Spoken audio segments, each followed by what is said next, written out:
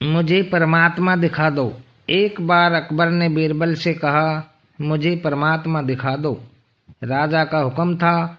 बीरबल बहुत परेशान था कि परमात्मा को कैसे राजा को दिखाई। इसी विचार को लेकर बीरबल छुट्टी पर चला गया और उदास रहने लगा।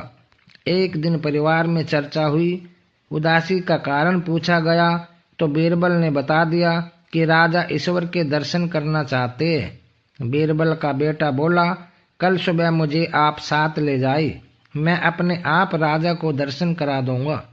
दूसरे दिन सुबह बीरबल और लड़का दरबार में पहुंचे और राजा को कहा, मेरा लड़का आपके प्रश्न के उत्तर का समाधान करेगा। राजा ने सोचा, यह लड़का क्या समाधान करेगा। लड़का बोला, इस वक्त मैं आपका गुरु हूँ, मुझे उचित स्थान दिया जाए।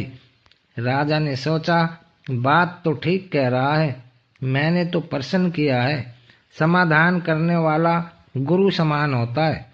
राजा ने लड़के के लिए अपने साथ थोड़ा ऊंचा स्थान दिया। लड़का बोला, महाराज एक दूध का कटोरा मंगाओ। राजा ने दूध का कटोरा मंगाया। लड़का बोला, महाराज इस दूध में घी है। राजा बोला, हाँ है। लड़का बोला, पहले मुझे आप उसका दर्शन कराओ। राजा बोला, तू मूर्ख है, घी के दर्शन ऐसे थोड़े होते हैं। पहले दूध को गर्म करना पड़ता है, फिर उसकी दही जमाना पड़ता है, फिर उसको मथना पड़ता है, फिर मक्खन निकलता है, फिर उसे गरम गरम कढ़ाई में डाला जाता है, फिर उसकी मैल निकाली जाती है, तब जाकर घी के दर्शन होते हैं। ऐसे ही थोड़े दर्शन हो जाते हैं।